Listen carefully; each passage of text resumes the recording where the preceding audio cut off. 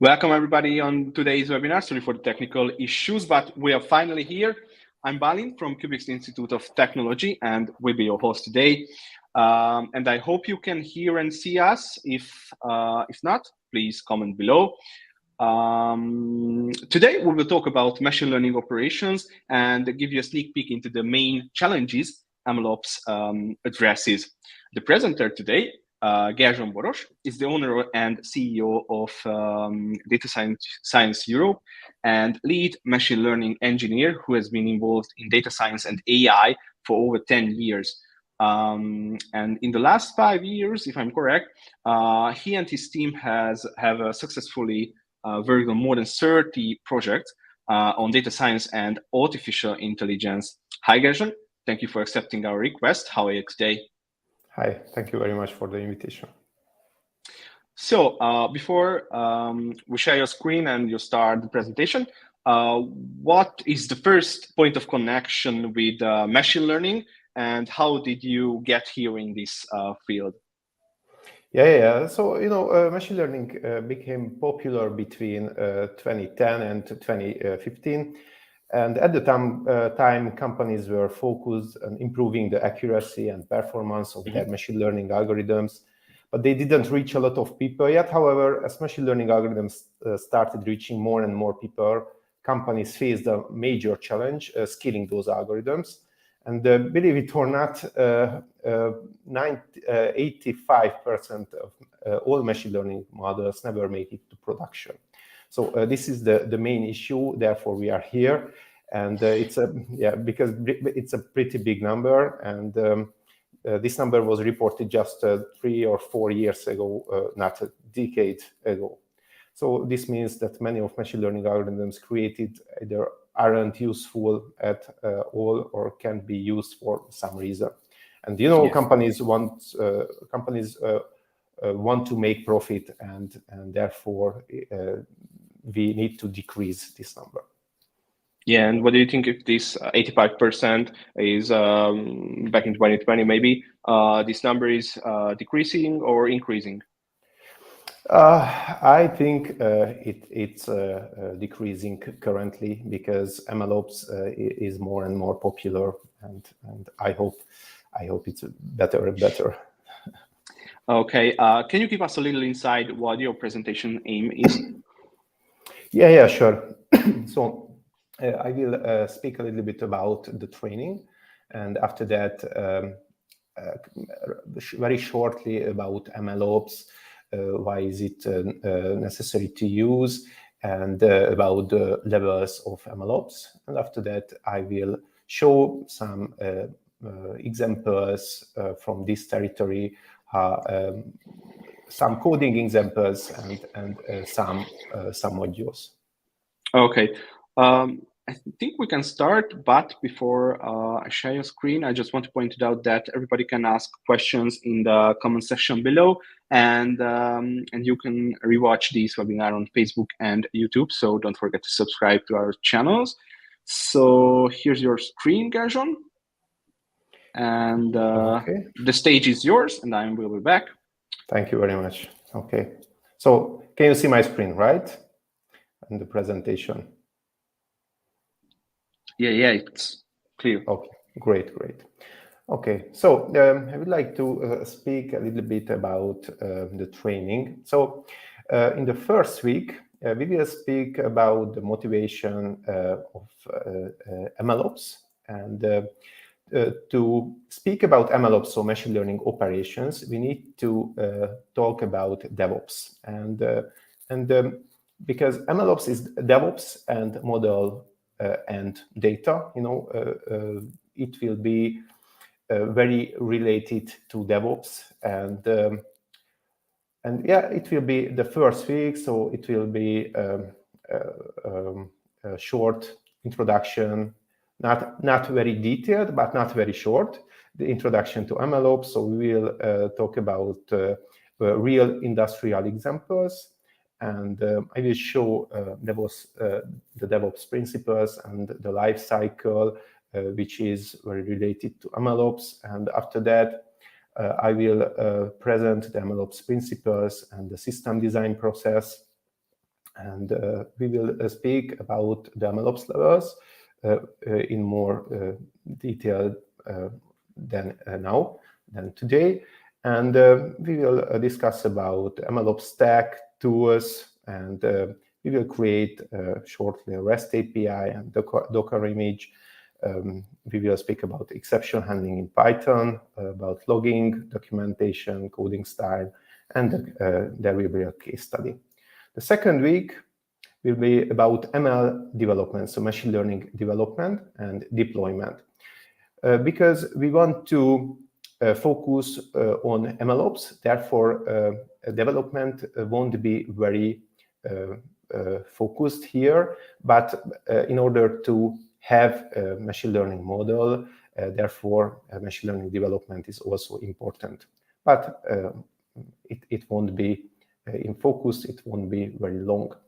After that, we will try out the PyCaret, which is a low-code machine learning platform, and it's free. And after that, I will show you the advantages of MLflow, which is a very great machine learning operations platform.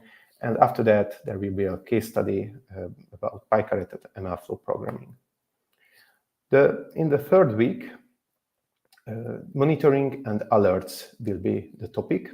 It's a very important topic because if you can monitor your system, you can detect the problems very quickly, and there will be alerts, and you can fix the problems very quickly, and therefore it can be a profit for your company. And after that, there will be a case study. We will learn how you can code in Streamlit and in Evidently AI. I will show you a little example today as well. Also about MLflow and PyCaret. And in the fourth week, we will speak about pipeline orchestration. So pipeline orchestration is very important in MLOps because we would like to automate tasks, and the pipeline orchestration can help in this task. And we will do that in a script, but also with help of Airflow. So we will do some tasks without Airflow in pure Python, but Airflow will be a big help for us. And the exam task will be building up an MLOps system with the given data and conditions. Okay, and I would like to talk a little bit about the MLOps systems. So why MLOps is very important. You know, one of the problems could be the quality of the data. And sometimes the data is really noisy and hasn't been properly handled. Or it could be that the training data is different from the data in the actual production environment. There could be patterns present in the production data that weren't discovered during the training phase. And for example, take the COVID-19 pandemic, for example. Almost every company was affected by it, and the patterns in their sales or marketing data shifted dramatically before, during, and after the COVID-19. Another issue related to data is when the transformations applied during training, evaluation, and testing aren't the same as those using during real-time predictions. And sometimes the machine learning engineer forgets to include a crucial data transformation step in the deployed data pipeline. Maybe they forget to normalize the data or do it in a different way compared to the training phases. So MLOps helps in those problems. MLOps also helps to ensure the communication between individuals and teams, because many things are required to track. So if you have a promotion at your company, for example, and your colleague needs to continue the maintenance of your model, it won't be an impossible thing because your experiments are tracked. Okay, and almost everything is documented automatically. And because many things are monitored in MLOps, you or the responsible of the MLOps can detect the problems very quickly and fix them somehow. DevOps can increase the ML model development speed and also the operation speed. We are going to talk about these details, of course, in the course. And when companies want to achieve very fast results, technical debt is coming. So technical debt is very, very important topic here. So in that case, many things are not automated. So for example, a startup company wants to achieve very, very fast results. And therefore, a lot of things, a lot of methods are not automated, not processed, and not mature, not tested. And usually they don't have a good validation pipeline, a good test pipeline, or a good code pipeline, because they want to achieve very fast results as soon as possible. Technical debt is a loan that has to be paid back by the company more and more over time, because this debt is accumulating over time, so the company has to pay interest as well. This technical debt is existing also in machine learning field, therefore we need to speak about that. And it can be much higher in this field because in the long run, there are additional variables in the system of machine learning, which are data and models.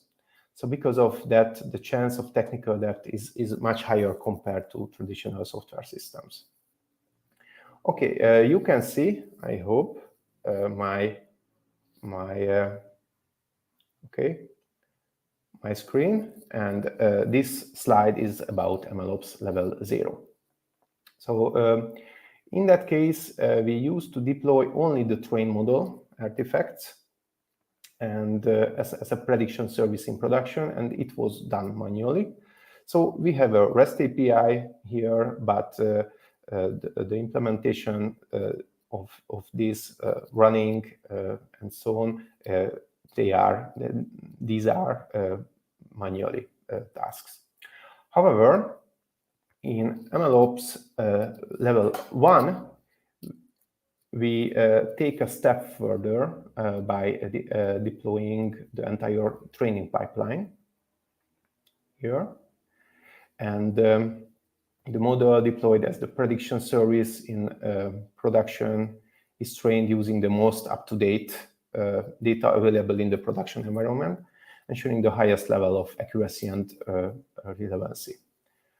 When we talk about quick experimentation, the steps in the experimentation pipeline are fully automated and well coordinated. This means that data scientists can easily play around with different models and data without wasting time. It becomes much simpler to transition the machine learning pipelines from the development testing phase to the production stage. Once we reach the production stage, the model we use undergoes continuous training with new data. This training can be triggered periodically or in response to specific events, ensuring that our model stays updated and adapts to the latest information. To take machine learning pipelines reusable and shareable across different projects, it's very important to have components inside them that are modular, composable, and ideally containerized.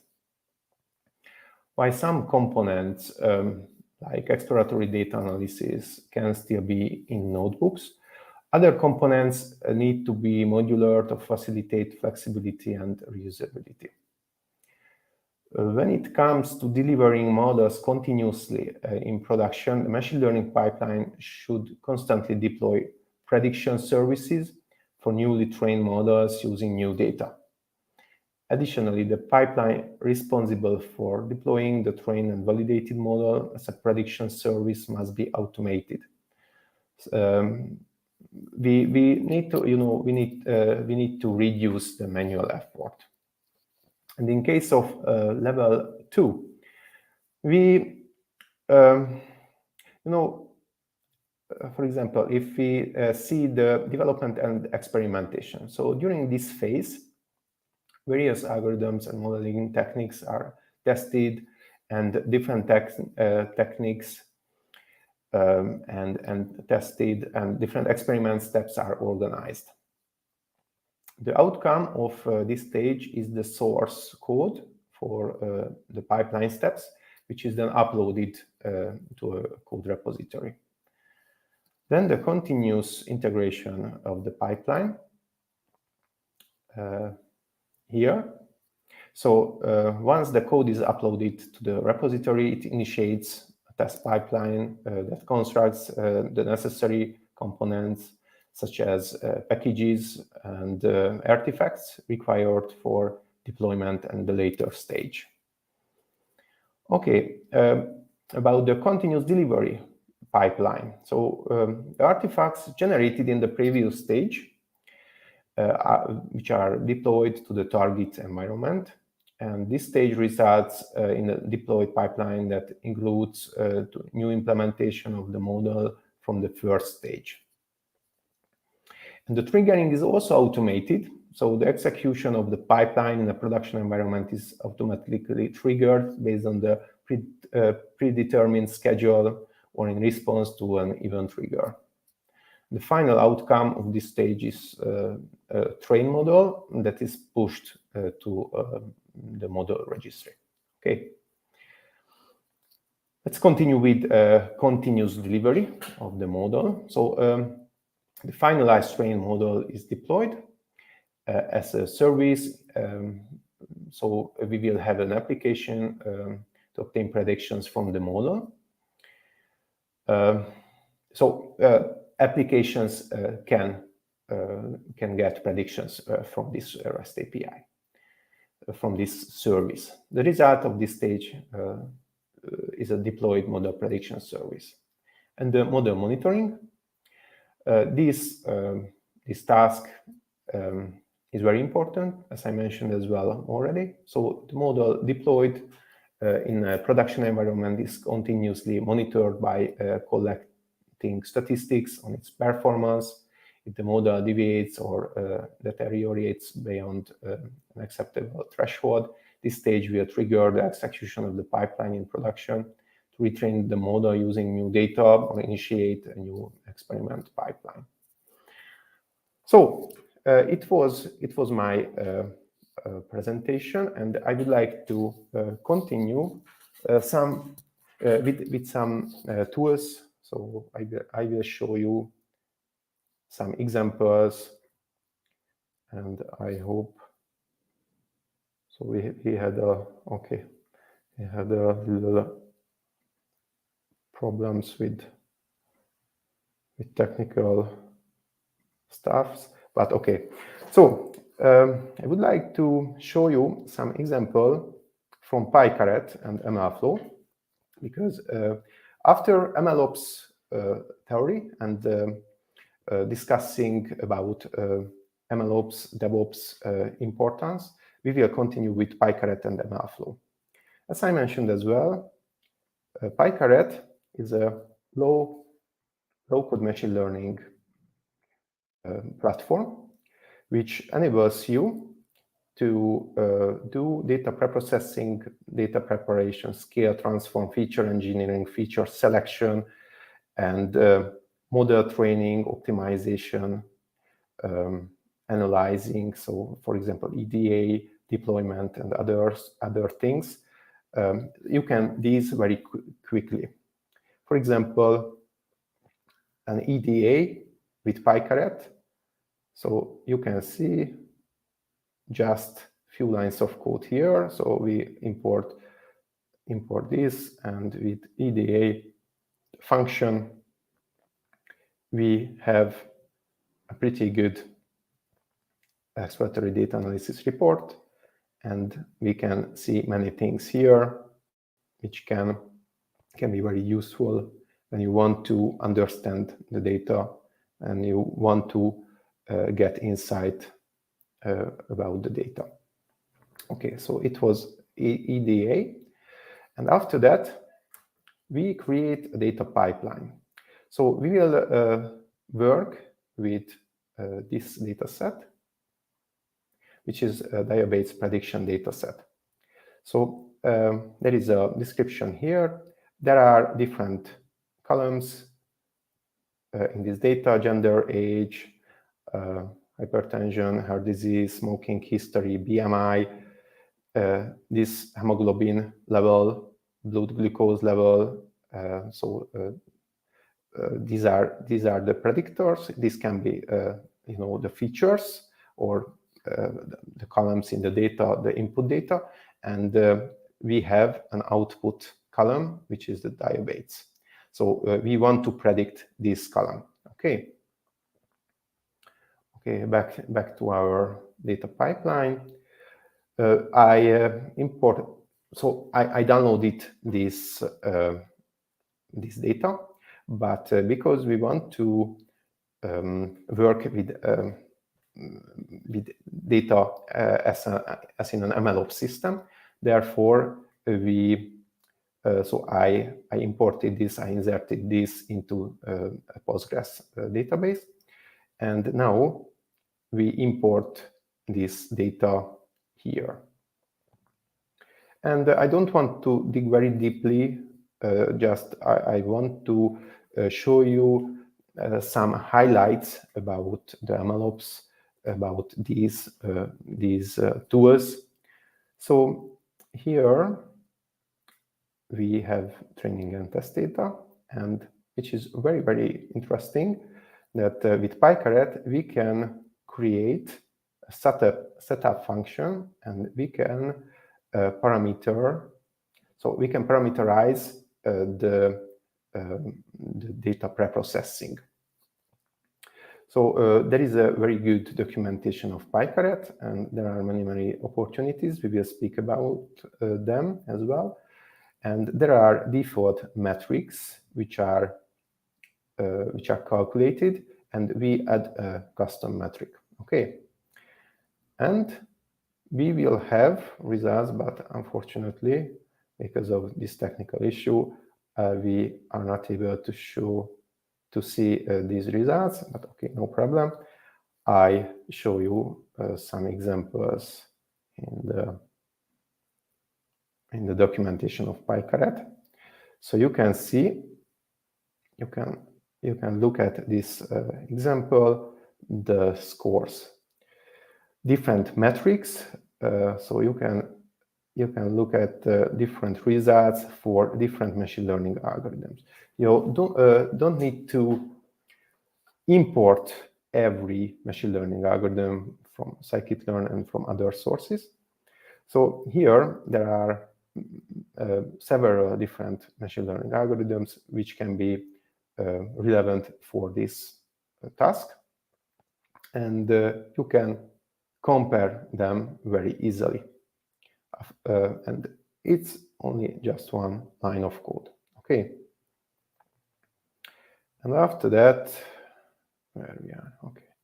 After that, we can test this model, which is the transformation model now, on a test set, and we will have data with the prediction scores. Okay, and we can calculate the metrics, and if we are satisfied with this, we can deploy that with create API. And so creating a REST API is very simple with that. It's only one line of code, and after that we can create a Docker as well. Okay, it's good, but we want to automatize the training process as well. Okay, so we have a notebook, but we talked about that. We don't want to keep code in Jupyter notebooks. Of course, there are situations, for example, if you want to do EDA. It can be in Jupyter Notebook, but in other case, we would like to collect the code in a script, for example. And we will talk about the opportunities and the requirements. So we need to create some constants file, some utils file. So constants.py includes the constants which are collected by us from the Jupyter Notebook. Utils.py includes the different functions which are used many times, and we don't want to, so we would like to avoid the duplications. Therefore, we collect these functions, these functions here into utils. Okay, and here is the setup. We were satisfied with this machine learning algorithm setup, and we create the model with this compare model. And there are many different setups in PyCaret. We will speak about that in the training. So usually, if we keep it default, so the transformation model will be the best one from the compare models. Okay, and there are many other things here. So we wanted to create an automatic training pipeline here, and which is very important. And another thing that we would like to track our experimentations. So, for example, here we are using MLflow. So there is a UI of MLflow, and we can use our experimentations. Okay, the results, and it's very useful. But how can we do that? We can use MLflow for PyCaret, and we need to set up this here when we are working on the setup. We need to set log experiment true. Okay, and because it's true, it will be logging, and we can find the logs.log files in our folder, and we need to start our MLflow service from our folder. But before we dig deeply into MLflow, I would like to show you. So you can see that here. So as you can see, it's an open source platform for the machine learning lifecycle. And there are different opportunities. There are different components of MLflow. The first one is MLflow tracking, which are used now, and I will show an example with this. So the main concept behind that you would like to track every experiment that you did. Why? Because as I mentioned as well already, if you have a new colleague and, for example, you have a promotion and you need to change the projects very quickly, this new colleague are not able to know which experiments were tried out and which were not. Okay, but if there is a very detailed log of your experiments, in that case, your new colleague can check these experiments, and based on your experiments, he or she doesn't need to waste time. Okay, so this is MLflow tracking, and there are other components. For example, MLflow projects.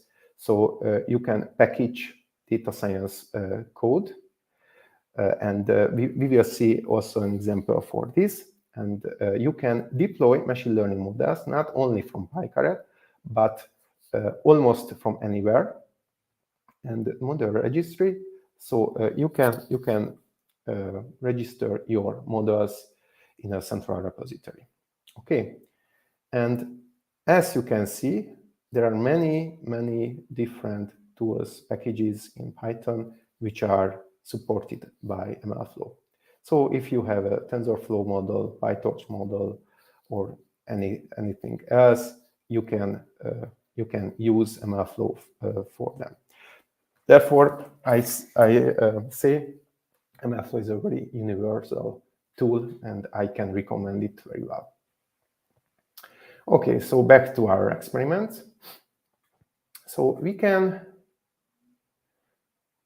select only one.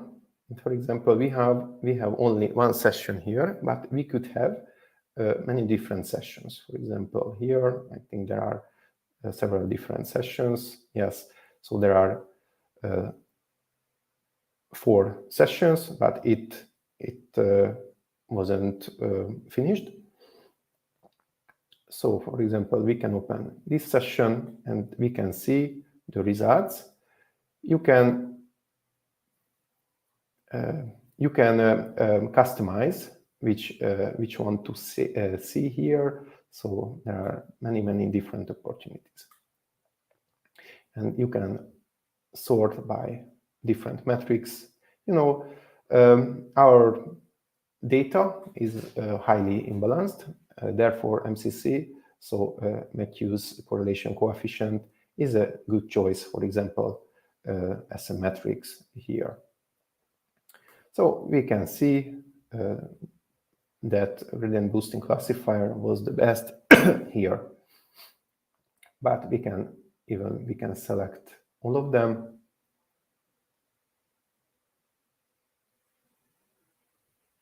And I need to select, but I think, yeah, it's the best one. Yeah. Okay, so it was about tracking, but it's not. So there are other opportunities as well. So you can see many different things here. So you can check your parameters here. So you can check learning rate, max depth. So based on your classifier, based on your used machine learning algorithm, there, you can see the parameters. And you can see the results, the metrics, different metrics, and the tags. So the source was the compiler model, and run ID is very important in many cases if you want to deploy, for example, and artifacts. So artifacts, as I mentioned, those are very important because, okay, you know the results, the metrics of your machine learning models, it's good. But if you want to, if you see a good setup, you can deploy that immediately if you want. So there are code snippets here. How can you do that? And you have the necessary files here. So ML model, conda YAML, model PKL, Python font YAML, requirements txt, and you can see the holdout and the results HTML, so the metrics on holdout, for example, on holdout dataset. Okay, so it's pretty useful, and it was about our experiments. It's another port. It was the 5001 port, and our other port is 5000. Okay, and we choose the transformation model. So in the production stage, transformation model is running. Okay. So there are different models here, but the best, we can check what was the best, because we are using now only the best from here. So this random forest classifier, and if you want, here you can see the artifacts as well. Okay, so very quickly, it was a short introduction to MLflow. Okay, and I would like to speak a little bit about the monitoring. But I need to, maybe it's running, I'm not sure, because I had to stop many things. Yes, it doesn't run. So, okay.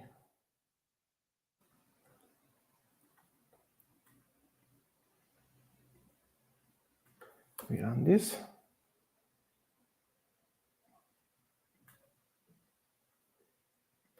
And okay, it will run.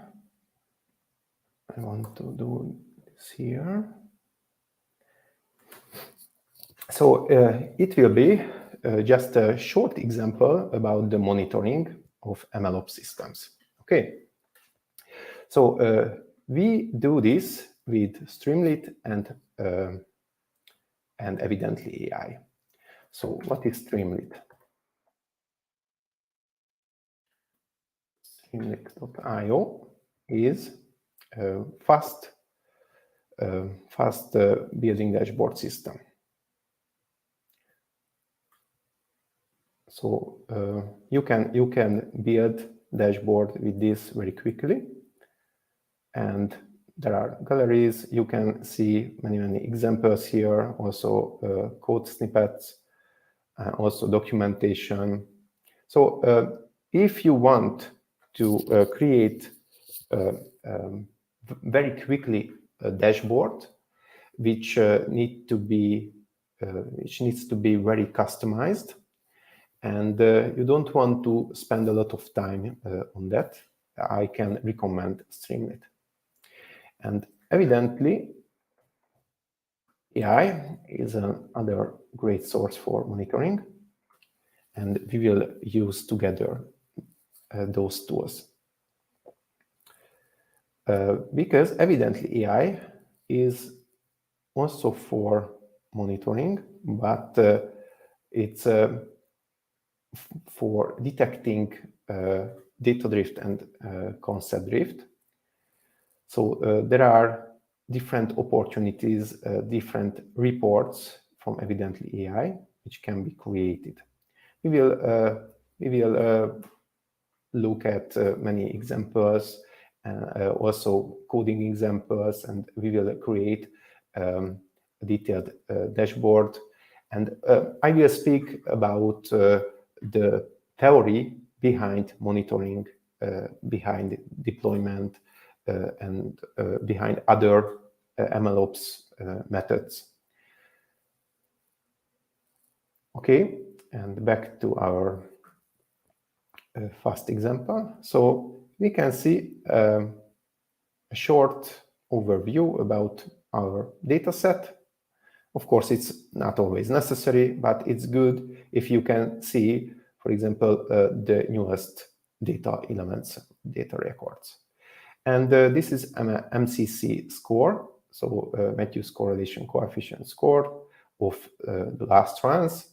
Here, if there are many runs, we can see the last run results, and you can check whether your MCC score was better or worse.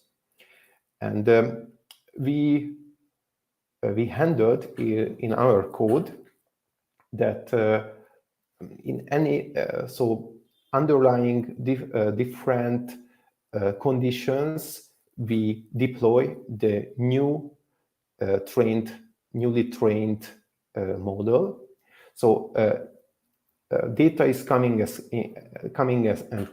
you know, and we want to train our model, for example, every day, or if we have big amount new data. It can be a trigger, and we want to train this model based on this trigger. So there are different orchestration and scheduling things here. We will speak about them, and Airflow will be used also for this orchestrating and also for scheduling. So it will be a very short example for monitoring and test data. So we would like to get an overview about our inference data, so our new data, which was never seen for our model. And this is the example, and we have a data drift report here. So there can be a data drift in our data.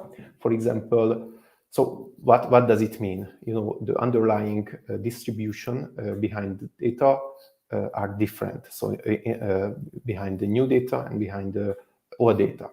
And therefore, we create data drift reports to detect this problem, because if we have a new kind of data, so there are new patterns in our data, it can be detected in data drift. And because of data drift, probably our trained model won't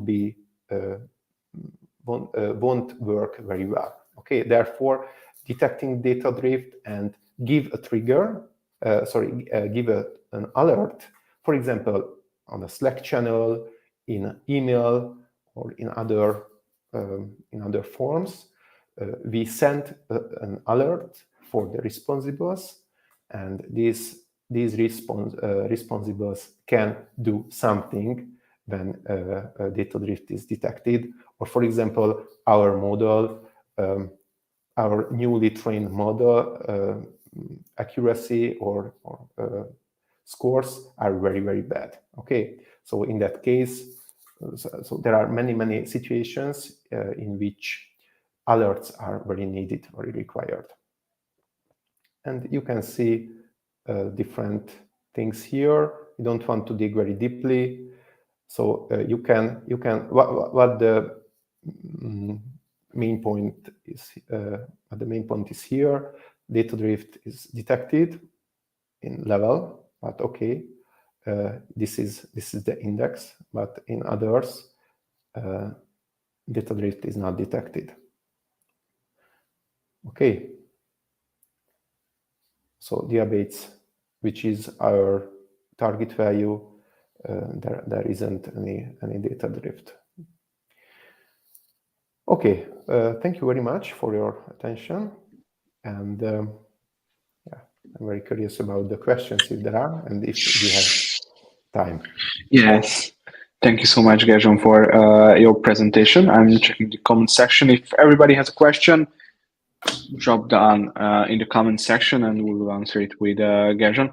And thank you so much for mentioning your course at the beginning of this session. I just want to clarify that for everybody, that what previous knowledge is required to learn MLOps or take part in the 5 weeks MLOps course with you, Gerzson. Yes. So I would say basic Python knowledge and the basic machine learning knowledge is good to have. It's not very required, especially the machine learning knowledge, because I will show you materials for almost everything which are not known for you, and you can ask me if something is not clear. But I would say some Python knowledge is important. Okay.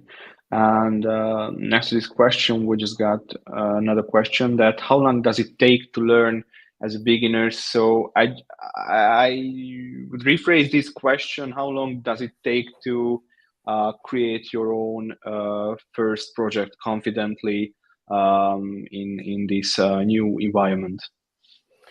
So during these 5 weeks, you need to have a good understanding about MLOps and good understanding about these tools, because your exam task will be building up an MLOps system with your known tools. So you need to use only these tools, which will be used in during the weeks.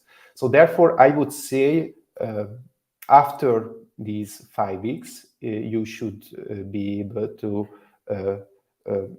move comfortable in this territory. Of course, there are many other opportunities and things in MLOps territory. It's a pretty big field regarding theory and also practical practice, but it will be a very good start, and I think you can begin even a new position if in this field.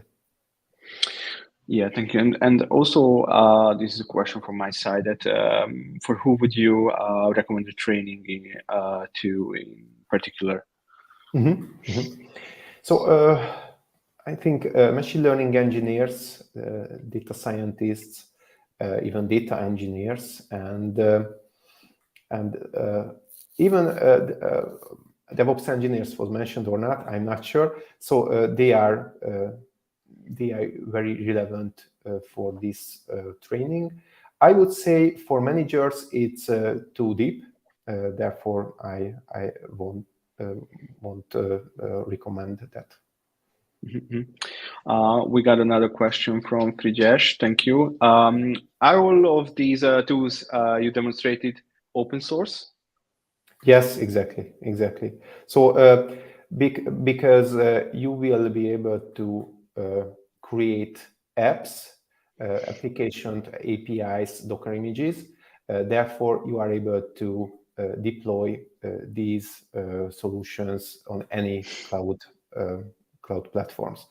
So therefore, I don't insist and I don't teach cloud depending platforms. Yes. Okay, and after we take part in this 5-week mentor course, but can we take a look for the future of MLOps? What is the trending topic in the world of machine learning operations? What is the future of this field? So basically, as I can see that low-code solutions are very needed. So performance and speed is very required, and also you should do it without bugs and without big failures. And these open source solutions are selected by this based on this approach, because they are basically low code solutions, almost everyone, and you can customize them very well. They are platform independent tools, and yeah, you can be very fast and very independent and very efficient. Okay. I don't see any other new questions, so thank you for the attention, and also thank you, Gerzson, for accepting our request again. And if you would like to get deeper knowledge of MLOps, join our previous mentioned 5-week machine learning models online course, where you can master the must-have essentials that Gerzson just showcased us in the previous 50 minutes. And you will understand the basic of MLOps with the support and almost 24/7 mentoring of Gerzson. I will leave a link in the comment section so you can check it out. And oh, one more question. We should definitely answer this one. That's what you suggest to beginners for getting into the field. I would say this is just my answer, but Gerzson, I'm really curious about your answer. But maybe this 5-week mentor course with Gerzson, if you have the required knowledge, would be a good start. But Gerzson. I'm not sure this question is about ML machine learning or MLOps. If you want to dig deeply into MLOps, I think it can be a good start.